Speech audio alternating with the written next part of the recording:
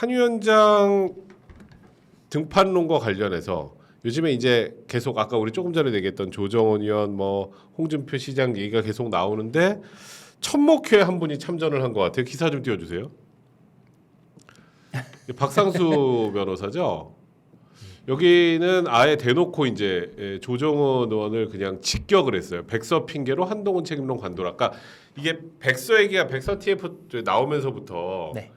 계속 이게 한동훈 위원장의 총선 책임론으로 끌고 가려는 거 아니냐라는 의구심을 가질 만한 행동들을 또 조정원 의원이 꽤 많이 했어. 했죠. 많이 했어. 네. 이제 그런 과정에서 저런 목소리를 팍 냈는데 일단 첫 번째 질문은 천목회 공식 입장이 한동훈 지지야 아니면 한동훈 지지가 아니라 저번에 총선에 관련된 전체적인 혹시 이분 개인적인 생각인가요? 저는 지금 박 변호사의 이야기도 한동훈 지지라고 보진 않아요.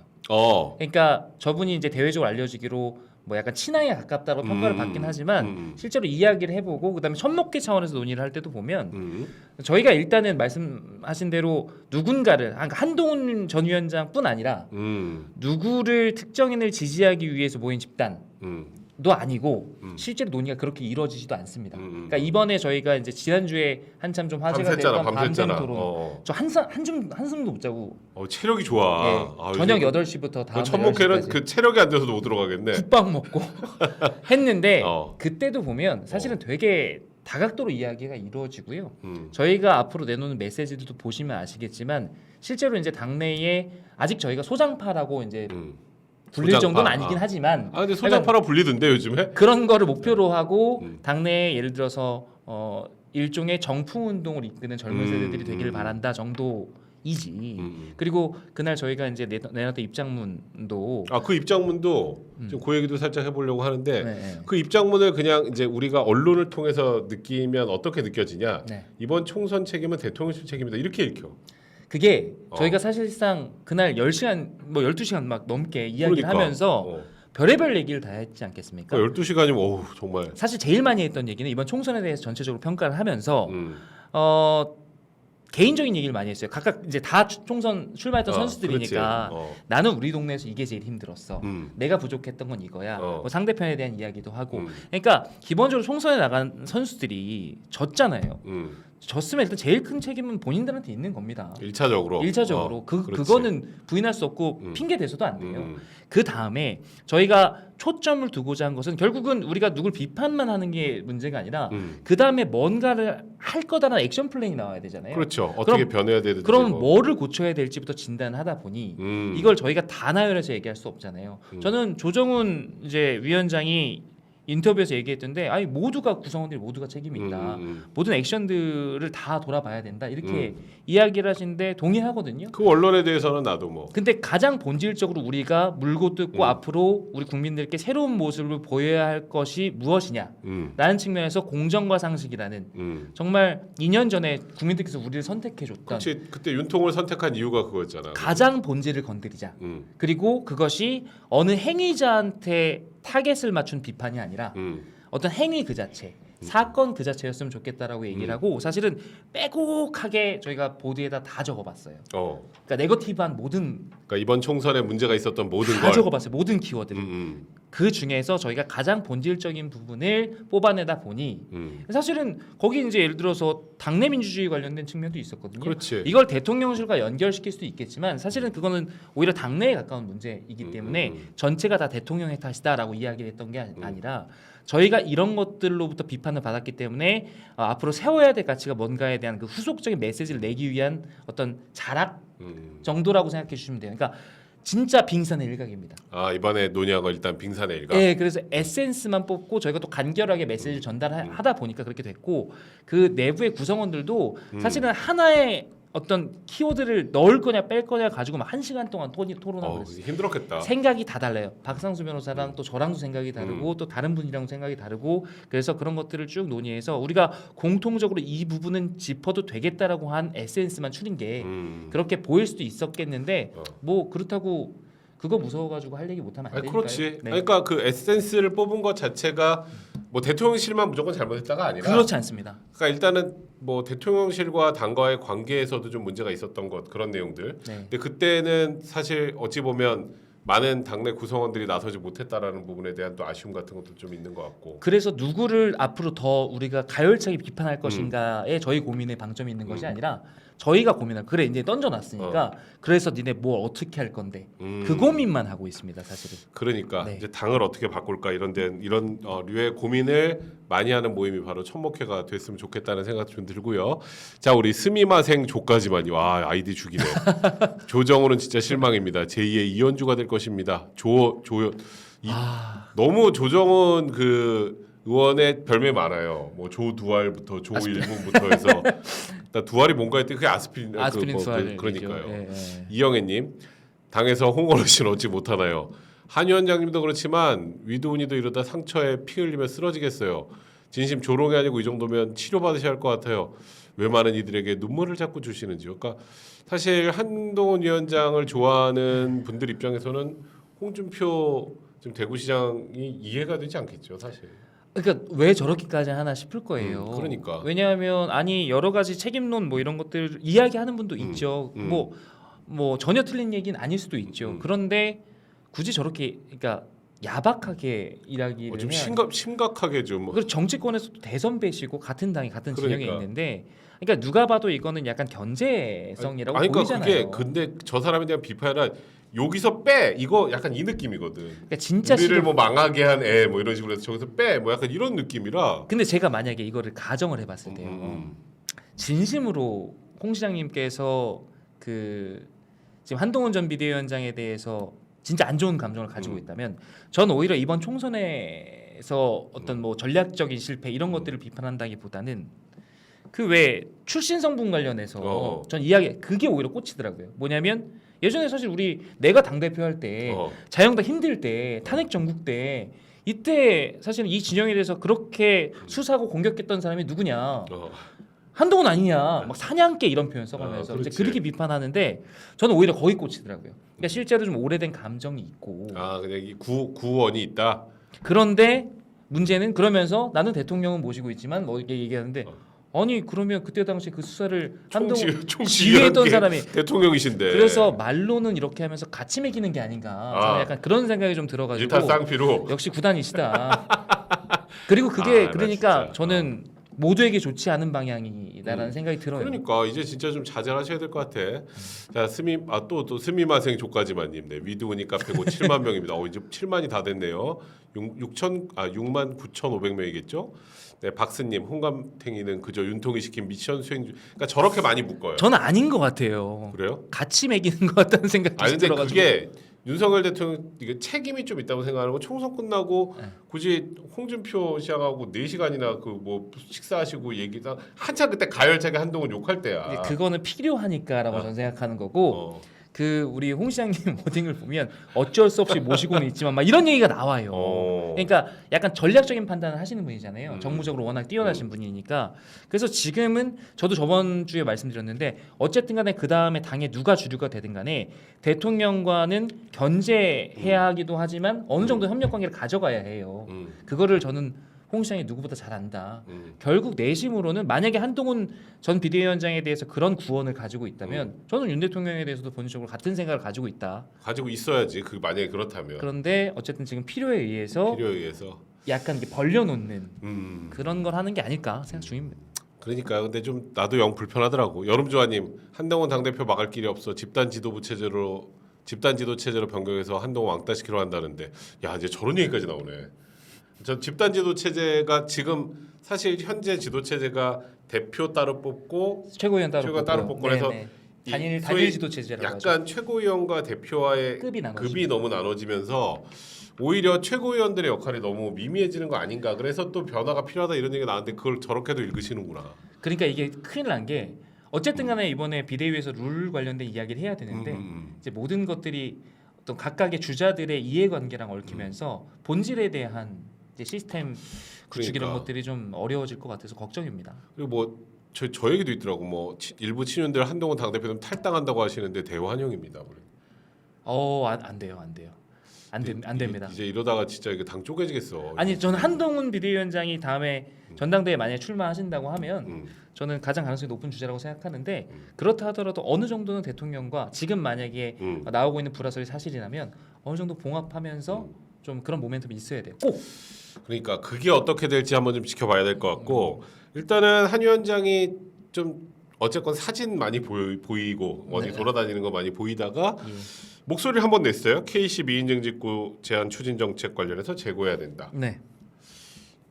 이게 약간 뭐 어떤 분은 이게 이제 앞으로 정치 활동 재개에 이제 목소리를 내는 신호탄이다는데 어떻게 생각해요? 저는 세 가지 측면에서 이거는 되게 좋은 시도였다. 되게 좋은 시도였다. 네. 첫 번째는 뭐냐면 한동훈 비대위원장에 대해서 이제 정치 초보다 이러면서 비판했던 것 중에 하나가 이제 정책 현안에 대한 메시지가 부족하다. 왜냐하면 정치권에 들어오자마자 총선 지휘를 했기 때문에 총선 지휘는 어쩔 수 없어요. 그러니까 어떤 식견이나 이런 부분들을 막 드러낼 수 있는 그런 시기가 아니었죠. 근데 사실 예전에 장관 때 보면 이민 정책에 이런 것들 설명하는 뭐 이런 거 보면 상당히 이제 본인이 가지고 있는 전문성 이런 것들이 있음에도 불구하고 총선 때 못 보여주다 보니까 거기에 대한 의구심이 있는데 기본적으로 정책 메시지 이게 사실 이게 같은 사안에 대해서 모든 주자들이 다 의견을 냈어요. 물론 한동훈 비대위원장의 이 메시지가 가장 이제 주목을 받아서 그렇지. 나경원 전 대표도 뭐 유승민 대표 다 냈어요.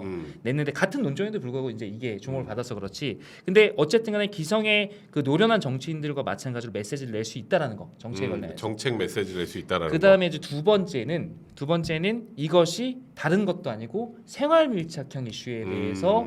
그렇지. 그러니까 사실은 한동훈 비대위원장이 그동안 쉴 때 정치 현안들이 없었던 것이 아니거든요. 그렇지. 논평할 수 있는 정책들은 많았는데 이 KC마크 관련된 거는 사실은 아주 젊은 사람들이 소구할 수 있는 거고 이거는 20대 2030이 그렇죠. 사실 약간 뚜껑 열렸어. 뭐야 이거 막 이러면서. 이게 약간 그러니까 왜 이렇게 섣부르게 했지? 아니 물론 여기 이제 안전성에 관련된 것들은 제기될 수 있지만 이거를 전체를 다 규제하는 식으로 가는 건 사실 정부의 방향과도 맞지 않는데 그 부분을 어쨌든 간에 잘 파고 들어갔다는 거. 그러니까 이게 타겟을 설정할 때 아주 잘 설정했다는 거. 그러니까 한동훈 비대위원장이 앞으로 이제 대선을 나가든 뭘 하든 타겟으로 삼아야 될 것은 결국은 젊은 세대들. 그렇지. 그다음에 중도.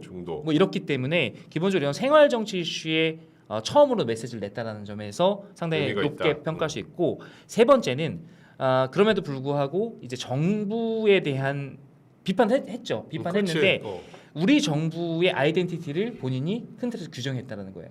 그러니까 우리 정부와 우리 당, 그러니까 철학과 큰 철학과 비전이나 이런 것들이 있냐라는 의구심들을 가지고 있는데 우리 정부는 이렇게 규제 일변도 이런 거에 대해서 단호히 배격하는 정당입니다. 그런 세력입니다라고 규정하면서 들어가기 때문에 기본적으로 어떤 철학을 가지고 있는지까지도 엿보일 수 있을 만한 메시지였다. 그래서 세 가지 측면으로 저는 괜찮은 선택이었다. 요 짧은 하나의 메시지도 굉장히 여러 가지 해석이 그렇게 읽힐 수 있는 거네. 이거를 확장하면 앞으로 이제 이걸 응용해서 같은 결의 메시지들이 나온다면 이게 이제 한동훈의 철학이다.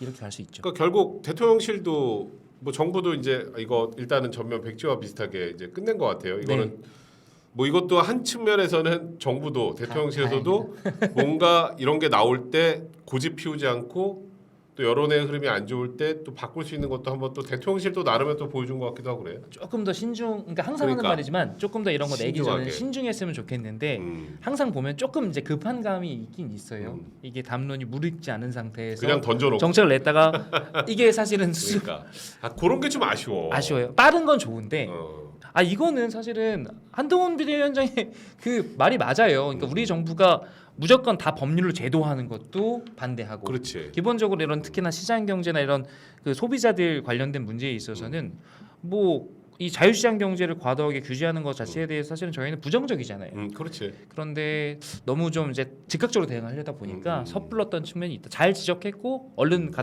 이제 걷어들인 건 그래 다행이다. 그러니까. 근데 하여튼 이렇게 얘기가 나오면서 이제 아예 오늘 기사가 하나 떴는데 좀 기사 올려주세요. 그러니까 사실상 당 대표 출마하는 거로 측근들한테 뜻을 전했다. 그러니까 사실 지금 뭐 한동훈 위원장 지지율이 가장 높잖아요. 그것만큼 부인할 수 없는 사실이니까. 네, 맞습니다. 그래서 일단은 이제 어떤 상황에서는 이제 호랑이 등에 올라타는 것으로 결정을 한 것 같아. 저는 한동훈 비대위원장께서 끝까지 고민하셨을 것 같아요.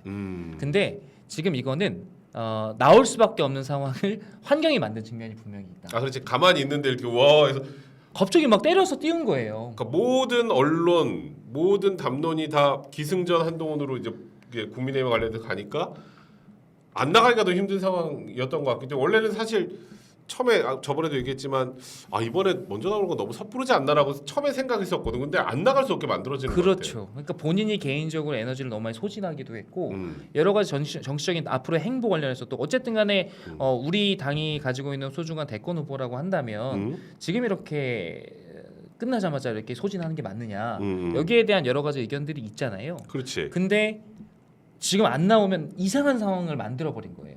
저 개인적으로는 조금 다른 길들도 모색해 보면 어떨까라는 생각을 개인적으로 했었거든요. 근데 이거는 나도 마찬가지고 여기 나오는 희석은 다 마찬가지로 그렇게 네. 생각은 했었는데 안 안 나가면 안 되는 상황이 안 되게 되었죠. 그러니까 지금 나와서 오히려 본인이 이 신임을 받아야 돼요. 그러니까 이 당의 정치인으로서 차기 대권 주자로서 이 당의 새로운 리더로서 일단 당원들에게 시민들에게 어떤 평가를 받을 수 있는지를 이번에 검증할 수 있는 좋은 기회라고 생각할 수 있을 것 같고 이거 조금 다른 차원인데 당 전체를 봤을 때 저희가 이게 총선 박살나고 하는 전당대회 아니겠습니까? 그렇지. 축제가 되기 쉽지 않고요. 이번에 그러니까. 개혁신당 전당대회 보시면 아시는데 기억 잘 못하시잖아요. 그러니까 저는 이제 라이브로 관심 있으니까 찾아보고 이렇게 했는데 당 전당대회의 흥행이라는 측면에서 봤을 때 이건 이제 뭐 조금 다른 얘기지만 흥행이라는 측면에서 봤을 때 한동훈 위원장의 출마는 진짜 필승 카드인 거죠. 그러니까 만약에 되든 뭐 국민의힘 전당대회를 하는데 한동훈 위원장이 불출마한다. 그럼 사람들 아무도 안 볼 것 같은데 지금 기준으로는 맥 빠지죠. 그러니까 다들 이제 전당대회 이쪽에서 막 그 연설하고 있는데 한동훈 비대위원장한테 가서 왜 출마 안 하십니까? 그거 물어보고 있겠죠. 모든 뉴스가. 그러니까 지금은 여러 가지 측면에서 당 차원에서 그렇고 개인 차원에서 그렇고 안 나올 수 없게 되어 있다. 그러니까 일단은 뭐 저 기사가 한동훈 위원장 직접 워딩이 아니라는 거는 뭐 저희도 알고 있고요. 네. 일단은 저런 기사가 떴는데 저런 기사가 떴다는 게 뭐 저게 안 나간다라고 얘기하고 있는 상황은 아니고 지금 현 시점에서는 나갈 가능성이 많은 상황에서 저런 얘기가 나와서 사실상 출마 선언을 한 게 아니냐, 결국 나갈 수밖에 없는 상황이 된 게 아니냐, 뭐 이런 얘기를 하는 거죠. 네, 때가 무르익고 있다 이렇게 보고 있는 것 같습니다. 그러니까 말해요.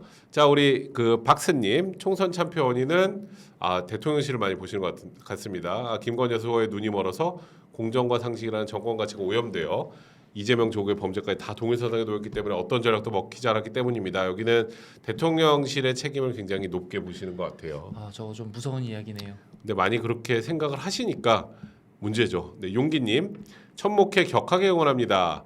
예의 있고 건전한 팬덤 문화가 필요합니다. 위드훈이가 보여드릴게요라고 하셨습니다. 자, 여러분들 우리 벌써 시청자 수가 1,800명 넘어서고 있는데 좋아요 숫자가 너무 부족하네요. 여러분들 좋아요 많이 눌러주시면 다른 분들도 많이 들어오실 것 같고요. 그렇게 저희 뭐 관심 가주시는 분들 굉장히 고맙습니다. 감사합니다. 자, 일단 뭐 기사가 뭐 저 기사를 실제로 저 얘기를 했네 안 했네 그 중요한 게 아니라 사실상 나올 수밖에 없는 상황이 연출된 것만은 분명한 것 같고 아까 말했던 것처럼 제일 중요한 거 이제 나는 개인적으로 걱정되는 게 이제 한 위원장이 나오면 거의 100% 될 것 같거든. 그럴 것 같습니다. 그럼 이제 이게 지금 분위기가 안타까운 건 반윤의 대표 주자처럼 보여서 반윤. 한동훈 위원장과 윤석열 대통령 관계 생각하면 참 이게 그 불과 몇 개월 전에 할 수 있는 얘기인가라는 생각이 드는데 반윤으로 뭐 사실 대통령과 반대되고 대통령이 잘못해도 견제할 수 있는 당의 중심이 돼야 되는 건 굉장히 중요하지만 대통령실하고 계속 이렇게 대립각을 세워서는 또 이게 당과 정부 차원에서 이게 과연 좋을까라는 의구심이 있단 말이에요. 근데 아직 소통하거나 이런다는 뭐 얘기는 없지. 소통한다는 얘기는 이제 못 들어봤죠. 그러니까 모르죠. 그러니까. 모르는데 저는 여전히 할 수 있다. 포텐셜이 있다라고 생각합니다. 포텐셜이 이제 있다. 강을 건너지 않았다. 그러니까 진짜로 저는 한동훈 비대위원장께서 이제 좀 장기적으로 바라봤을 때 이 당을 이끌 비전이라든지 지금 당원들에게 소구하는 메시지 이런 것도 중요하지만 이 구도 속에서 야당과 어떤 식으로 줄다리기를 할지에 대해서 고민을 하실 거라고 생각을 하거든요. 그렇지. 일단은 뭐 그런 측면에서 저희가 그러니까 저는 이게 비윤 반윤 뭐 이렇게 이제 이야기하는 것도 당내에 예를 들어서 그 대통령과 각을 세워야 될 여러 가지 이슈가 있을 때나 사안별로 조금 의견이 다를 수 있는 거지 기본적으로 저희가 집권 여당인데 대통령이랑 어떻게 건건히 다 각을 세우면서 뭐 야당처럼 그렇게 굴 수는 없지 않겠습니까? 그러니까 그렇지. 기본적으로는 저희는 파트너십 관계인데 다만 지금까지 여러 가지 이게 너무 수직적인 관계로 비춰왔던 것을 좀 상호 견제가 가능한 그리고 조금 수평적으로 이 어떤 뭔가 재연도 좀 적극적으로 할 수 있는 그런 관계로 가야 된다는 이야기지 그런 측면에서 비윤 뭐 이런 걸 이야기하는 거지 실제로 뭐 대통령을 싫어해서 정부가 망하길 바래서 이런 주자들이 저는 당에 있다고 생각하지 않아요.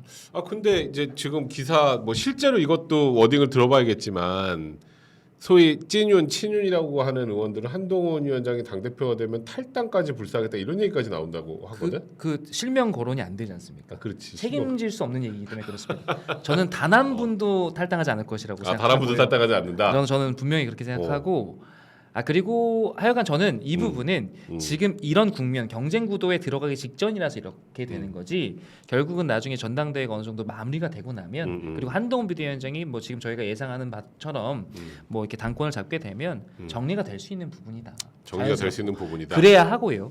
그래야 하고 그리고 전 한동훈 비대위원장께서 충분히 그럴 수 있는 사람이다.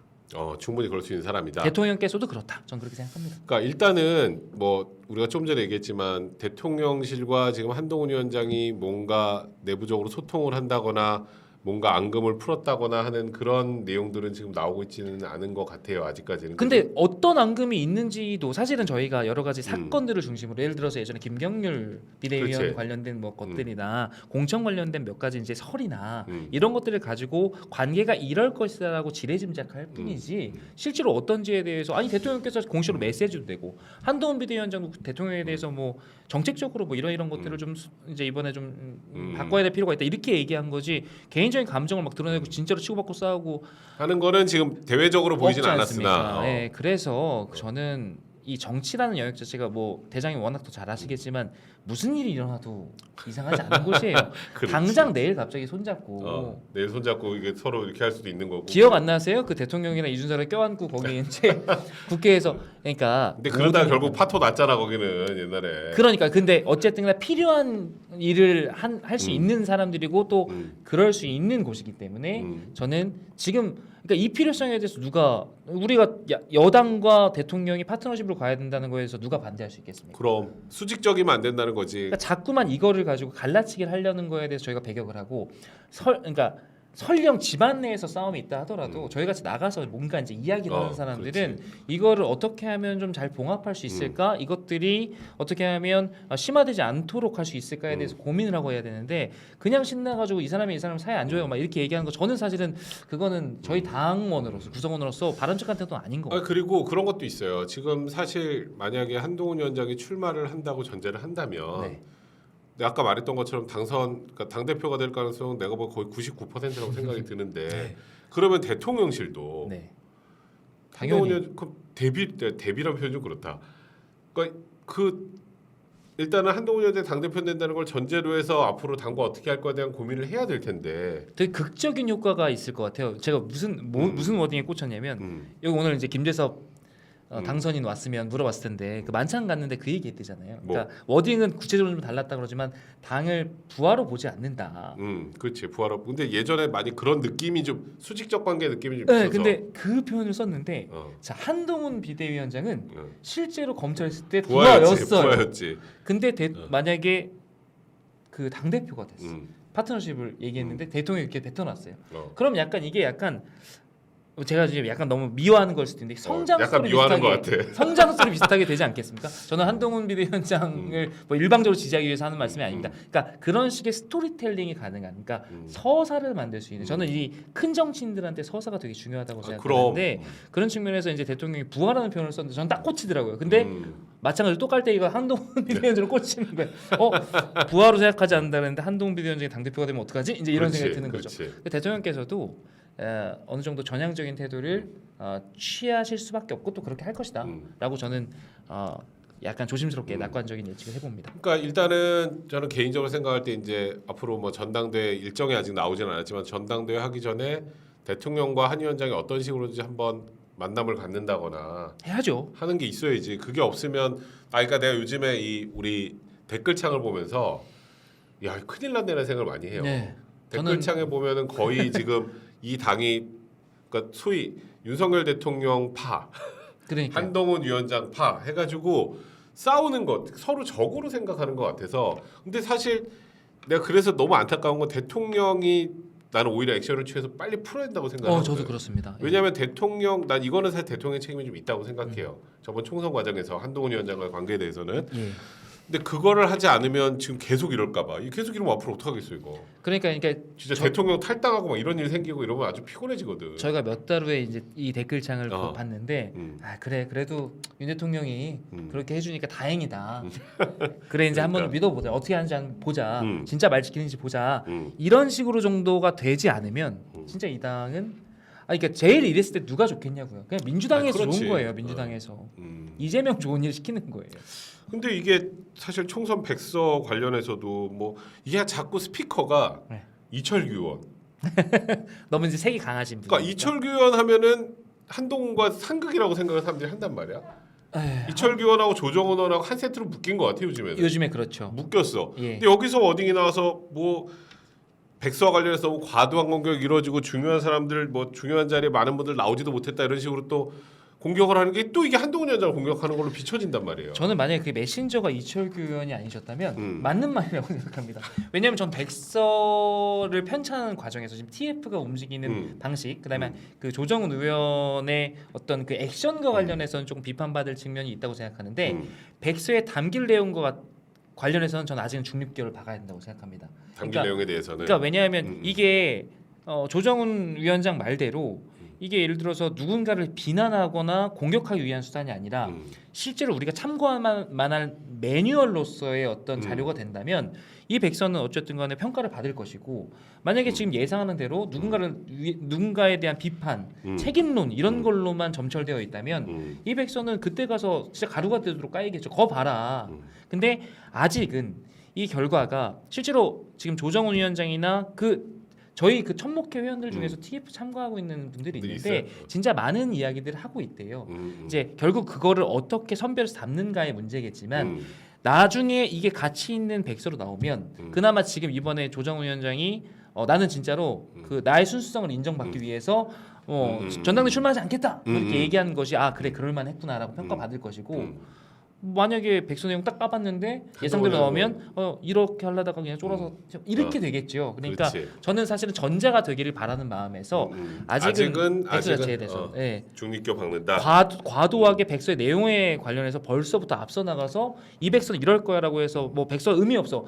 신조 의원 그렇게 얘기하시더라고요. 그 백서가 이미 신뢰성을 잃었다. 저는 그렇게 생각하지 않습니다. 아직 백서 내용 봐야 됩니다. 그렇게 생각하는 분들도 꽤 많은 것 같아요. 그러니까 백서의 신뢰성이라는 게 굉장히 중요하잖아요. 이게 총선 패배에 대한 이제 뭐 누구 책임이다를 밝히는 거라기보다 패배 원인들을 정확히 분석해서 다음 전국 선거에서는 이겨야 되니까 그 내용들이 담겨야 되는데 일단은 조정훈 위원장의 그 최근의 발언들하고 거기다 또 이철규 의원이 자꾸 여기서 이렇게 한 마디씩 거들고 하면 이게 아마 많은 분들도 비슷하게 생각하겠지만 결국 이 총선의 책임을 한동훈에게 돌려서 한동훈을 어쨌건 무너뜨리려고 하는 것 아니냐는 의구심을 계속 가질 수밖에 없으니까 그게 문제 아니겠어요? 그게 보기에 따라서 이제 해석의 문제인데 저는 그럼에도 불구하고 여전히 이제 완전히 그 타이밍을 놓치진 않았다라고 보는 게 두 가지 측면인데 첫 번째는 그래도 다행히 조정훈 위원장이 난 당대표 출마하지 않아요라고 얘기하면서 총선 백서에 대한 어떤 진정성 이런 것들을 한 번 더 호소를 했기 때문에 내용을 좀 지켜봐야 될 필요가 있다라는 거고 두 번째는 오늘 그런 얘기도 했더라고요. 그러니까 이게 전당대회를 앞두고 있으니까 더 이런 거예요. 이 백서가 발간되는 시기가 한 6월 말 정도를 목표로 하고 있다고 그러더라고요. 그러니까 발간이 아니라 그 메시지를. 나오고 좀 있다가 바로 전당대회네. 그러니까 전당대회에서 어떤 주자들에 대해서 어떤 이익이나 불이익을 주기 위한 것이 아니냐라는 의심을 받기에 충분한 타이밍이잖아요. 그래서 상임고문단에서는 아예 그럴 것 같으면 오해 사지 않도록 어차피 이거는 우리가 다음 총선 때 그 다음 선거 때 쓸 자료니까 전당대회 이후로 아예 발간을 늦추자, 발표를 늦추자 이런 말씀도 하셨던데 그러니까 여러 가지 기술적인 측면들만 조금 해결을 하면 그리고 백서 내용만 실제로 우리가 볼만한 자료들이라고 한다면 이거 백서 자체를 아예 무의미하다. 이 시도 자체가 뭐 이렇게 뭐 비판받 저는 이거는 아니라고 생각합니다. 아직 좀 중립 기여를 내용에 관련해서는 그래요. 그 일단 우리가 아직 내용을 본 건 아니지만 근데 자꾸 지금 과정이 그러다 보니까 의심의 눈초리로 보고 계신 분들이 워낙 많아서 그런 얘기를 좀 하게 됐어요. 자 이영애님. 위도훈이 69,920. 이제 곧 7만이구나. 아유 지금 뭐 다 지금 이렇게 이렇잖아요 지금 댓글들이 그죠? 친윤 왜 그 모양인가요? 탈당 협박이 특기자 취임인가요? 인성이 그 정도 저질인가요? 홍어르신도 조 1분 친윤도 작년 12월 29일 기사에서 한 위원장님 비대위원장 수락한 후 3일간 후원금이 7억이 넘었다면서 분위기 업이라고 기사도 방송 나왔었는데 지금은 한 사람 죽이려고 하고 정치를 하기 전에 네 세게 나오십니다. 인성부터 갖추셔야죠라고 근데 하셨습니다. 진짜 저런 얘기를 누가 하셨을까요? 그러니까 현재 의원 중에서 그런가 탈당했다. 봐요. 지금 뭐 그런 얘기들이 좀 나온다는 얘기가 있으니까. 근데 그 또 하긴 누구라고 못을 박아야 부인이라도 하지. 그러면 그죠? 그건 아닌 것 같아. 진짜 누가 된다고 난 탈당할 거다 뭐 이런 얘기는 안 하는 게. 그러니까 하여튼 그 과정은 좀 지켜보시고요. 순돌이님 집단 지도 체제로 가면 대선급들만 전대 출마하게 됩니다. 그럼 자기 인기 관리만 하다가 아무 일도 안 합니다. 그냥 지금처럼 대표 따로 최고에 따로 뽑아야 아무나 출마할 길을 열어줘야 합니다. 13년간 당원이라고 하셨습니다. 저게 진짜 어려워요, 그죠? 어렵죠. 집단 지도 체제, 그러니까 지금처럼 최고위원들과 당 대표의 급이 너무 차이가 나서 문제가 있다라는 의견도 있는 반면에 네. 또 집단 지도 체제라면 소위 다 대통령 하려고 뭔가 더 큰 꿈 갖고 있는 사람들 모이니까 뭔가 통일된 의견 나오기 힘들고 싸운다는 거고. 예전에 이제 김무성 대표, 서청원 뭐 이렇게 있을 때 그 생각하시는데. 그러니까. 근데 이제 지금 상황에서 저희가 이제 대선을 앞두고 있기 때문에 뭐 지도부 자체에 힘이 실릴 필요가 있다는 측면에서 이제 집단 지도 체제가 되면 다 당 대표급들이 나오시는 거거든요. 그만큼 지도부 전체가 가지는 중량감은 커진다는 장점이 있죠. 그래서 장단점이 있어서 뭐가 딱 맞다 이렇게 얘기하기가 어려운 문제이긴 합니다. 오케이. 네, 0202사님, 계속 이 탈당 협박 계속 나와요. 이게 기사가 나오니까 이래요. 저건 진짜 아닌 것 같은데. 그리고 저기 나오는 친한계는 대체 누군가요? 저 아까 기사 한 위원장 워딩이 아니에요. 이렇게 나오셨고요. 윤정희님, 문정권 동안 김건희 여사 탈탈 털었는데 왜 소환 못했는지 죄가 없으니까 아닌가요? 제발 대통령 한동훈 위원장 한 팀 아닌가요? 그러니까 뭐 사실 그 김건희 여사 그 도이치모터스 관련해서는 저도 동일하게 생각합니다. 그러니까 잘했다고는 생각하지 않아요. 네. 근데 이제 문제는 수사기관에서는 이게 쉽게 말해서 처벌할 수 있는 행위인지 아닌지를 기초로 판단하는데 예. 그게 아니기 때문에 사실 근데 저는 뭐 소환보다 안 그랬으면 깔끔하게 무혐의면 무혐의로 좀 털었었어야 되는데 자꾸 질질 끈다는. 그걸 안 한다는 게 좀 문제가 아니었나라는 생각이 좀 듭니다.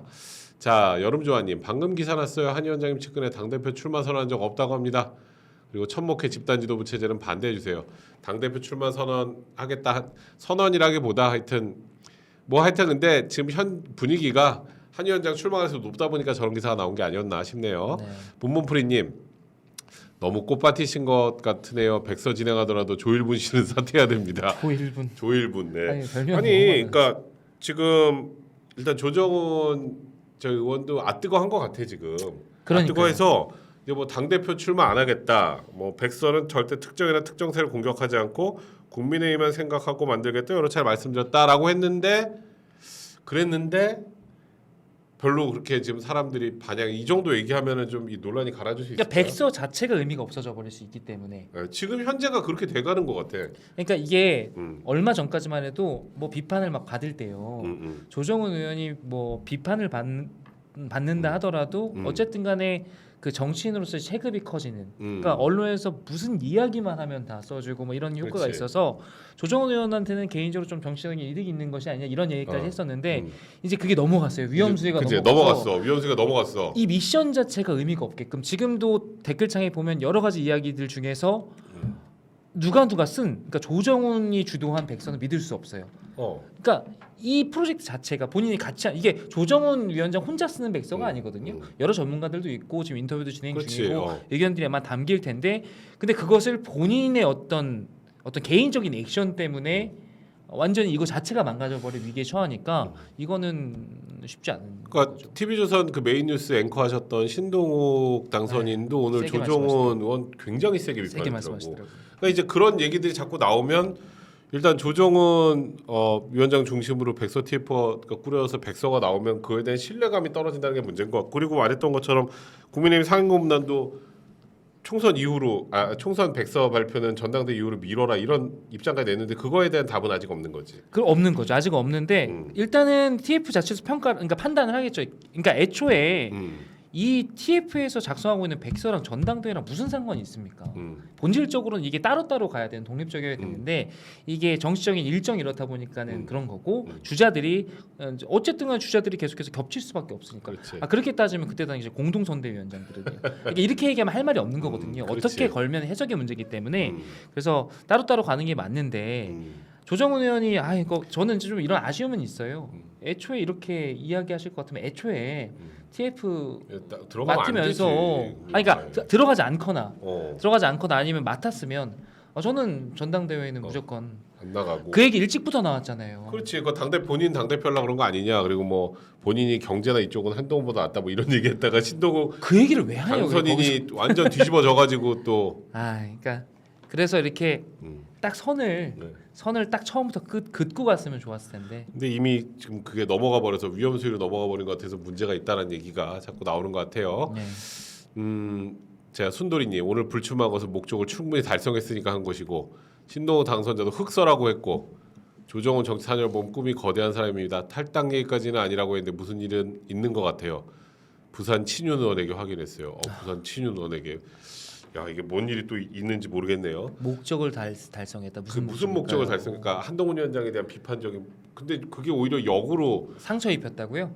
상처를 입힌 게 아니라 한동훈 위원장의 체급만 더 커진 것 같은데. 저는 요즘에 그런 느낌이 좀 들어요. 네, 저는. 근데 이 마지막으로 요거 좀 먼저 좀 할게요. 첫 번째 아이템에서 홍준표 시장 기사 좀 띄워주세요.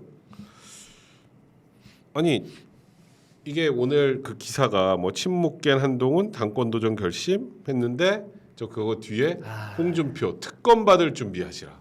저거는 비판이 아니잖아. 저 욕이야. 그 민주당에서 얘기한 한동훈 특검론 이게 저건 욕 아니야? 그러니까 진짜로 싫어한다니까요. 그러니까 저 보면 또 뻔뻔한 얼굴을 영원히 사라졌으면 이런 얘기들 하시고. 그러니까 저분이야말로 지금 당을 완전 반쪽으로 지금 쪼개놓으려고 하는 것 같다는 생각이 들어서 이거 너무 심한 것 같은데. 그러니까 저는 항상 이제 홍준표 대구시장이 엄청 이제 정치적으로 단수가 높은 분이라고 생각하지만 항상 이제 홍준표 시장의 어떤 워딩을 비판하게 되는 이유가 보면은 이게 다 개인적인 어떤 동기가 있기 때문이라고 저는 봐요. 그러니까 이게 개인적인 동기. 진짜 당이 잘 되기를 바라는 마음에서 아이고. 대의를 위해서 뭐 다음 선거를 위해서 이제 사실은 저희가 원로라고 하면 그리고 이런 정치 구단이라고 이제 하는 이 하여간 이 정치인에게 바라는 모습은 그런 걸 거 아니에요? 그렇지. 전체를 위해서 우리 당을 위해서 이런 걸 텐데 이분은 너무나 투명하게 이게 본인의 이해관계랑 그 결부된다는 점에서 저는 항상 이제 비판하게 되는 것 같고 그리고 표현도 좀 저거는 그러니까 저는 개인적으로 그래요. 홍준표 시장이 한동훈 위원장을 싫어할 수도 있고, 네, 그럴 수 정치적으로 자기와 결이 다르다고 생각할 수도 있고, 뭐 당내 경쟁자라고 생각해서 좀 비판할 수도 있는데 저런 멘트는 아니지. 저거는 저주잖아. 그리고 너무 밑도 끝도 없어요. 뭐 가지고 특검? 아까 요즘에 홍준표 시장의 한동훈 위원장에 대한 워딩은 그냥 저주 수준이에요. 저주 수준. 그러니까요. 그러니까 정치적으로 좀 미숙하다. 이런 것들은 좀 바꿀 필요가 있다. 너무 섣부르다. 이번에 좀 쉬어라. 뭐 이 정도 이야기 할 수 있죠. 근데 그게 아니라 저렇게 나오니까 망가져라 뭐 이런 거죠. 저거 망가져라. 너 그냥 골로 가라 이런 거기 때문에.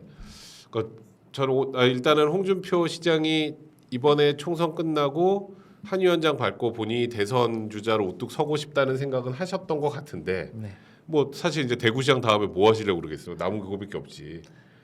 모든 시도들이 이제 한동훈 위원장을 향한 그런 이제 그런 비슷한 류의 모든 시도들이 지금 다 분쇄되고 있기 때문에 그러니까. 지금은 제가 봤을 땐 저런 식으로 하시는 게 오히려 홍 시장님한테도 좋을 게 없을 것 같은데 모르겠습니다. 저의 이런 짧은 식견으로 감히 뭐 홍 시장님의 그 단순 따라갈 수 있겠습니까만은. 근데 사실 이거는 막 뭔가 심오하게 생각할 문제라기보다 그냥 여기 있는 분들 그리고 대중들이 홍준표 시장의 저 발언을 어떻게 생각하는지를 보면 저 워딩이 얼마나 잘못됐는지는 금방 답이 나오지 않을까 하는 생각 좀 들고. 저희 콜라가 아니에요. 별로 안 시원해. 아니 저게 그냥 막 상처에다가 재 뿌리는 거지. 그러니까 소금 뿌리는 탄산이 아니라 거지. 고춧가루가 들어가 있으니까. 그러니까 저거는 좀 시원한 느낌도 없고. 그러니까 홍준표 대구시장이 매력을 보여줄 때는 대중들에게 그러니까 비판할 만한 거에 대해서 세게 비판할 때 뭐 이럴 때인데 저는 저거는 아닌 것 같아요. 그냥 저주에 가까운. 어디까지 가봤니? 약간 이 느낌으로 가시니까 요즘에 아주 볼 때 제가 막 불편해요. 저는 계속 궁금한 거예요.